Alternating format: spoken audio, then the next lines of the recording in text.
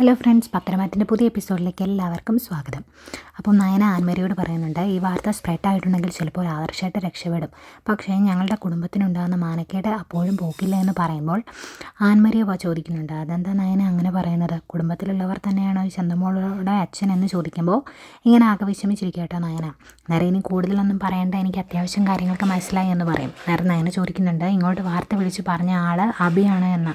നേരെ അല്ല, വേറൊരു നമ്പറാ എന്ന് പറഞ്ഞ് ആ നമ്പർ ഇങ്ങനെ കയ്യിലോട്ട് കൊടുക്കും. എന്നിട്ട് പറയുന്നുണ്ട്, ഈ ന്യൂസ് നമുക്കിപ്പോൾ ബ്ലോക്ക് ചെയ്യാൻ പറ്റി, പക്ഷേ വേറെ ഏതെങ്കിലും രീതിയിൽ ഇത് പുറത്തായിട്ടുണ്ടെങ്കിൽ ആകെ പ്രശ്നമാകില്ലേ, അതുകൊണ്ട് എന്തെങ്കിലും ചെയ്യാൻ പറ്റുമെങ്കിൽ ചെയ്യണം കേട്ടോ, അതാണ് നല്ലത് എന്നൊക്കെ ഇങ്ങനെ പറയും. എന്തായാലും നയന അവിടുന്ന് പോരുന്നു. പിന്നെ ആദർശിനെയും കിരണിനെയും എല്ലാവരും ഇങ്ങനെ കാണും കേട്ടോ. അവർ 3 പേരുടെ ഇനി എന്താണ് ചെയ്യേണ്ടത് എന്ന് തീരുമാനം എടുക്കുകയാണ്. അന്നേരം നയന പറയുന്നുണ്ട്, ഇതിൻ്റെ പുറകിൽ അബിയാണോ എന്ന് സംശയമുണ്ടെന്ന്. അന്നേരം ആദർശിനും അങ്ങനെ ഒരു സംശയമുണ്ട്. നേരെ കിരൺ പറയുന്നുണ്ട്, ഏതായാലും ഇപ്പോൾ കിട്ടിയ നമ്പർ ഷിൻഡോ എന്ന് പറയുന്ന ഒരു ഓൺലൈൻ സ്ഥാപനത്തിൽ വർക്ക് ചെയ്യുന്ന ഒരാൾ തന്നെയാണ്. അവൻ ഒരു ഓൺലൈൻ ചാനലും ഉണ്ട്. അവൻ ഇതുപോലൊരു മഞ്ഞ വാർത്തകളാണ് കൂടുതലും അടിച്ചിറക്കുന്നത്. അതുകൊണ്ട് തന്നെ ഇത് ബ്ലോക്ക് ചെയ്യാൻ നമുക്കിപ്പോൾ സാധിച്ചു. ഇനി വേറെ ഏതെങ്കിലും രീതിയിൽ ഇത് പുറത്താവുമെന്ന് അറിയത്തില്ല. ഏതായാലും ആദർശ, നീ നിൻ്റെ കുടുംബത്തിന് വേണ്ടി വലിയൊരു ത്യാഗം ചെയ്തു, അത് നിന്നെ അടപടലം പൂട്ടുമെന്ന് നമുക്ക് അറിയില്ല, അതുകൊണ്ട് നീ ഒന്ന് ശ്രദ്ധിക്കണം എന്നൊക്കെ ഇങ്ങനെ പറയും. എന്നിട്ട് കിരൺ പറയുന്നുണ്ട്, അവിടുത്തെ എല്ലാ പ്രശ്നങ്ങൾക്കും കാരണം നവ്യയുടെ അനിയത്തിയാണ്. അന്ന് നവ്യ അബിയെ വിവാഹം കഴിച്ചില്ലായിരുന്നുവെങ്കിൽ, ആദർശം നവ്യയുടെ ഇടയിലേക്ക് അവൻ കയറി വന്നില്ലായിരുന്നുവെങ്കിൽ ഇതുപോലൊരു പ്രശ്നം വരത്തില്ലായിരുന്നു. പിന്നെ ഈശ്വരൻ ചേരേണ്ടവരെ ചേർക്കുള്ളൂ. രണ്ടിൻ്റെ സ്വഭാവം ഏകദേശം ഒരുപോലെയാണല്ലോ. എങ്കിലും നവ്യയ്ക്ക് ഇതുപോലൊരു ഭർത്താവിനെ കിട്ടിയത് വളരെ മോശമായിപ്പോയി. അവൻ്റെ സ്വഭാവം ഇനി ഒരിക്കലും നന്നാകില്ല എന്നൊക്കെ ഇങ്ങനെ കിരൺ പറയുന്നുണ്ട്. ഏതായാലും ഈ വാർത്ത ഇനി കൂടുതൽ സ്പ്രെഡ് ആകാതിരിക്കാൻ വേണ്ടി, അത് ബ്ലോക്ക് ചെയ്യാൻ വേണ്ടി നന്ദുവിൻ്റെ സഹായം തേടാൻ തന്നെ അവർ തീരുമാനിക്കുന്നു. അങ്ങനെ അവർ നേരെ നന്ദുവിൻ്റെ അടുത്തേക്ക് ഇങ്ങനെ വരുവാണ്. അവരവിടുന്ന് പോരുന്നതിന് മുമ്പ് കിരൺ പറയുന്നുണ്ട്, അബി ഇനി മേലാൽ ഇതുപോലൊരു കാര്യം ചെയ്യരുത്, അതുകൊണ്ട് ഇനി അവൻ്റെ തെറ്റുകൾ ആവർത്തിക്കാതിരിക്കാനായിട്ട് അവനെ അടപടലം പൂട്ടിയേക്കണം എന്നും പറയുന്നുണ്ട്. അവർ നന്ദുവിൻ്റെ അടുത്തേക്ക് ഇങ്ങനെ വരുന്നതിന് മുമ്പ് തന്നെ നന്ദു ഈ ഷിൻഡോ എന്ന് പറയുന്നവനെ അന്വേഷിച്ച് പിടിക്കുന്നുണ്ട് കേട്ടോ.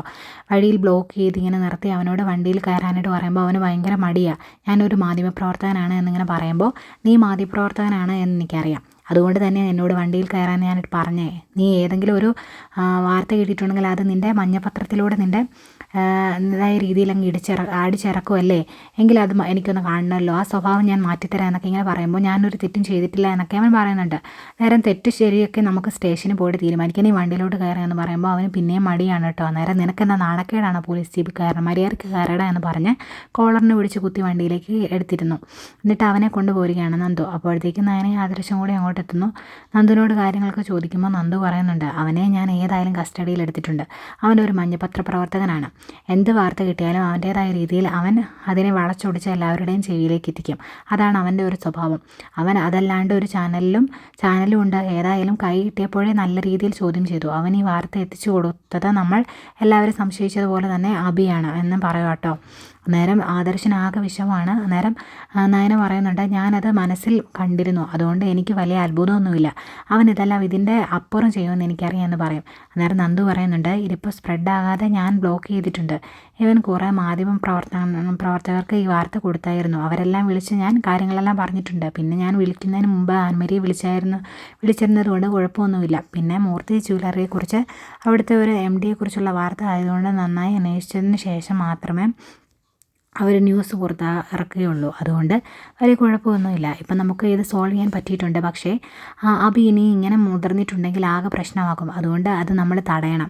ഇപ്പം നവ്യ ചേച്ചിയും ഒരുപാട് സ്നേഹിക്കുന്നുണ്ട് അവനെ, അതുകൊണ്ട് എനിക്ക് ഇതിൻ്റെ അകത്തൊന്നും ചെയ്യാൻ പറ്റില്ല. അല്ലെങ്കിൽ ഏട്ടനും ചേച്ചിയും കൂടെ എനിക്ക് അനുവാദം തന്നിട്ടുണ്ടെങ്കിൽ ബാക്കി എന്താണെന്ന് വെച്ചാൽ ഞാൻ ചെയ്യാം.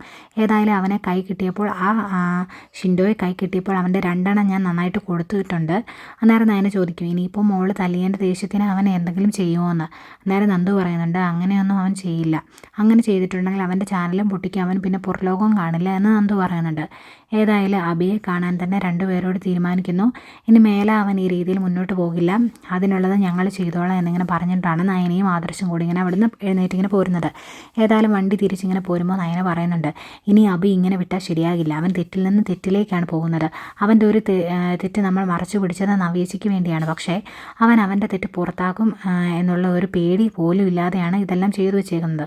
അതുകൊണ്ട് ഇനി അവൻ ചലിക്കരുത്. ഇങ്ങനെയുള്ള കാര്യങ്ങൾ ചെയ്യാൻ വേണ്ടി അത് നമുക്ക് എന്താ ചെയ്യേണ്ടതെന്ന് രണ്ടുപേരോട് ഇങ്ങനെ തീരുമാനിക്കുന്നു. നേരെ ആദർശ് പറയുന്നുണ്ട്, നീ പറഞ്ഞ എന്ത് വേണമെങ്കിലും നമുക്ക് ചെയ്യാമെന്ന്.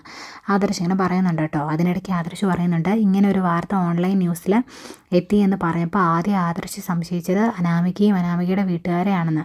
അന്നേരം നയന പറയുന്നുണ്ട്, എനിക്ക് അങ്ങനെ ഒരു സംശയമില്ലായിരുന്നു, അവൻ തന്നെ ആയിരിക്കും എന്നായിരുന്നു എൻ്റെ വിശ്വാസം എന്ന് നയന ഇങ്ങനെ പറയുന്നുണ്ട്.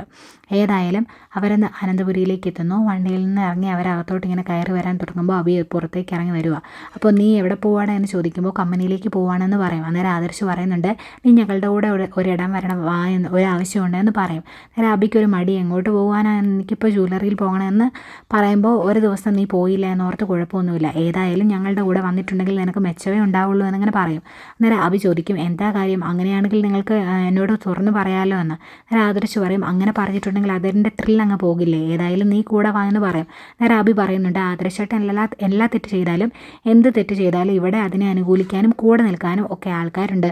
എൻ്റെ കാര്യം അങ്ങനെയല്ല, അതുകൊണ്ടാണല്ലോ ഒരു ജ്വല്ലറിയുടെ ചുമതല വന്നിട്ട് അതിൻ്റെ തലപ്പത്ത് വേറെ ഒരാൾ ഇരുത്തിയത്, എന്നെ കൊച്ചാക്കാൻ വേണ്ടിയല്ലേ എന്നൊക്കെ ഇങ്ങനെ ചോദിക്കും. അന്നേരത്തേക്ക് ആദർശ് പറയുന്നുണ്ട്, ഏതായാലും ഇന്ന് നീ എൻ്റെ കൂടെ വാ, അന്നേരം നിൻ്റെ ഈ അഭിപ്രായമൊക്കെ അങ്ങ് മാറും അല്ലേ നയന എന്ന് ചോദിക്കുമ്പോൾ പിന്നല്ലാണ്ട് എന്ന് പറയും. ഏതായാലും മടിച്ചാണെങ്കിൽ അവർ നിർബന്ധിക്കുമ്പോൾ അഭി അവരുടെ കൂടെ ഇങ്ങനെ പോവാട്ടോ. അപ്പോൾ അഭി അവരുടെ കൂടെ ഇങ്ങനെ കയറി പോകുന്നത് അങ്ങ് മുകളിൽ 2ാം നിലയിൽ നിന്ന് ടെറസിൽ നിന്ന് നവി ഇങ്ങനെ കാണുന്നുണ്ടായിരുന്നു. നേരെ നവി മനസ്സിലോർക്ക്, ഇവൻ എന്തിനാണ് അവരുടെ കൂടെ പോകുന്നത് എന്നിങ്ങനെ മനസ്സിലോർക്കുന്നുണ്ട്. വണ്ടി പോകുമ്പോഴേക്കും ആകെ ടെൻഷനാട്ടോ അഭിക്കുക. അതുകൊണ്ട് അഭി ചോദിക്കും, എന്നെ ഇപ്പോൾ എങ്ങോട്ടാണ് കൊണ്ടുപോകാൻ പോകുന്നത് എന്ന് എന്ന് പറയുക. നേരെ നയന ഇത്തിരി ദേഷ്യത്തിൽ പറയും, എങ്ങോട്ടാണെങ്കിൽ അവിടെ ചെല്ലുമ്പോൾ പറയും, മിണ്ടായിരിക്കടാ അവിടെ എന്ന് പറയും. നേരെ അഭിക്കൊരു സംശയം, അതിനെ ഏട്ടത്തി എന്നോട് എന്തിനാണ് ദേഷ്യപ്പെടുന്നത് എന്ന് ചോദിക്കുമ്പോൾ അതൊക്കെ നിന്നെയൊക്കെ ഞാൻ അവിടെ ചെല്ലുമ്പോൾ കാണിച്ചു തരാമെന്ന് പറയും. നേരത്തേക്ക് ആദർശ് ചോദിക്കുന്നുണ്ട്, ഞാനും അനഘയും തമ്മിലുള്ള ബന്ധവും എൻ്റെ കുഞ്ഞാണ് ചന്തമോൾ എന്നുള്ള കാര്യമൊക്കെ നീ ഓൺലൈൻ ന്യൂസിൽ ചോർത്തി കൊടുത്തോടെ എന്ന് ചോദിക്കും. നേരെ ഞാൻ അങ്ങനെയൊന്നും ചെയ്തിട്ടില്ല എന്ന് പറയുമ്പോൾ, അങ്ങനെ ഒരു കാര്യം ഞങ്ങൾ അറിഞ്ഞല്ലോ എന്ന് പറയുമ്പോൾ അഭി പിന്നെയും പറയുവാണ്, ഞാൻ അങ്ങനെയൊന്നും ചെയ്തിട്ടില്ല, നിങ്ങൾ എന്തിനാ ഈ ആവശ്യമില്ലാത്ത കാര്യങ്ങളൊക്കെ പറയുന്നത് എന്നൊക്കെ ചോദിക്കുന്നുണ്ട്.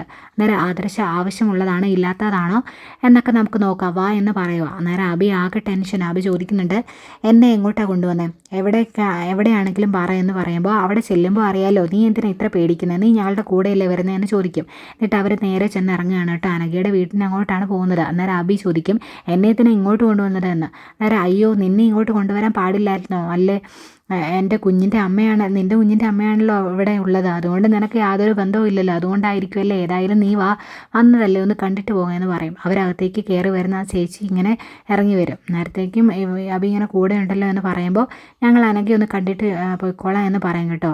അവർ നേരെ അകത്തേക്ക് ഇങ്ങനെ കയറി വരുന്നു. അനഘയുടെ അടുത്ത് വന്ന് നിന്നിട്ട് നയന അനഘയോടായിട്ട് പറയുന്നുണ്ട്, അനഘയെ നിനക്ക് പ്രതികരിക്കാൻ പറ്റത്തില്ല എന്ന് എനിക്കറിയാം, പക്ഷേ ഞാൻ പറയുന്നതൊക്കെ നിനക്ക് കേൾക്കാമല്ലോ, അതുകൊണ്ട് പറയുവാണ്, നിൻ്റെ മോൾ വളരെ സന്തോഷത്തോടെ വീട്ടിൽ ഇരിക്കുന്നുണ്ട്, അവളെ സ്കൂളിൽ ചേർത്തു, അവൾ നന്നായി പഠിക്കുന്നുണ്ട്, അവളുടെ അച്ഛൻ അവളുടെ കാര്യങ്ങളെല്ലാം നന്നായിട്ട് നോക്കുന്നുണ്ട്, പിന്നെ കൂടെ അമ്മയായിട്ട് ഞാനും ഇല്ലേ, അതുകൊണ്ട് നീ പേടിക്കേണ്ട എന്നൊക്കെ പറയും. അന്നേരം അഭി ഇങ്ങനെ പരുങ്ങി നിൽക്കുകയാണ് കേട്ടോ. നയന ചോദിക്കും, നീ എന്താണ് ഇങ്ങനെ പതുങ്ങി നിൽക്കുന്നത്, എന്തെങ്കിലും കള്ളത്തരം നിൻ്റെ കയ്യിലുണ്ടോ എന്ന് ചോദിക്കുമ്പോൾ, ഒന്നുമില്ല എന്നിങ്ങനെ, എന്നെ ഇങ്ങോട്ട് കൊണ്ടുവരേണ്ട കാര്യമില്ലല്ലോ, അതുകൊണ്ട് ഞാനിങ്ങനെ നിന്നേ ഉള്ളൂ എന്നിങ്ങനെ പറയും. അന്നേരം ഏതായാലും അനഘയോട് പറയാനുള്ള കാര്യങ്ങളെല്ലാം പറഞ്ഞു, നമുക്കിനി പോകുക എന്ന് പറഞ്ഞ് ആദർശം നയന ഇങ്ങനെ അവിടുത്തെ ഇറങ്ങിപ്പോരുന്നു. കൂടെ അഭിയും ഉണ്ട് കേട്ടോ. അത് കഴിഞ്ഞ് വണ്ടിയിലിരിക്കുമ്പോഴും അഭിക്ക് ആകെ ടെൻഷനാണ്. അങ്ങനെ അഭി ചോദിക്കുന്നുണ്ട്, നിങ്ങൾ എങ്ങോട്ടാണ് എന്നെ കൊണ്ടുപോകുന്നത്, ഇപ്പോൾ തന്നെ ഈ അനഘയുടെ അടുത്തോട്ട് എന്നെ കൊണ്ടുവരേണ്ട കാര്യമൊന്നുമില്ലല്ലോ, അവരും ഞാനും തമ്മിൽ ബന്ധമൊന്നുമില്ലല്ലോ, പിന്നെ എന്തിനാണ് ഇങ്ങോട്ട് കൊണ്ടുവന്നത് എന്നൊക്കെ ഇങ്ങനെ ചോദിക്കും. അന്നേരം ആദർശ് പറയുന്നുണ്ട്, നിനക്ക് അവരുമായിട്ട് ബന്ധമൊന്നുമില്ല എന്നെനിക്കറിയാം, അവിടെ എന്ന് കരുതി നിനക്ക് പ്രശ്നമൊന്നുമില്ലല്ലോ എന്ന് ചോദിക്കും. അന്നേരം നയന ചോദിക്കുന്നുണ്ട്, നീ ഞങ്ങളുടെ കൂടെ വരുമ്പോൾ മാത്രം നിനക്ക് എന്താ ഇത്ര ബുദ്ധിമുട്ട്, നീ അല്ലാതെ അനഘയെ കാണാൻ വരാറുണ്ടല്ലോ, പലപ്പോഴും കാണാറുമുണ്ട്, സംസാരിക്കാറുമുണ്ട്, ഇതെല്ലാം നീ ചെയ്യുന്നതല്ലേ, ഇപ്പോൾ ഞങ്ങളുടെ കൂടെ വന്നപ്പോഴെന്താ നിനക്ക് ആകെപ്പാടെ ഒരു ബുദ്ധിമുട്ടായത് എന്നൊക്കെ ഇങ്ങനെ ചോദിക്കും. അന്നേരം, അല്ല എനിക്ക് അവിടെ വരേണ്ട കാര്യമൊന്നുമില്ലല്ലോ, അതുകൊണ്ട് ചോദിച്ചെന്നേ ഉള്ളൂ, നിങ്ങൾ എന്നെ എങ്ങോട്ടാണ് കൊണ്ടുപോകുന്നതെന്ന് ചോദിക്കും. അന്നേരം നയന പറയും, കടൽ തീരത്തേക്കാണ്.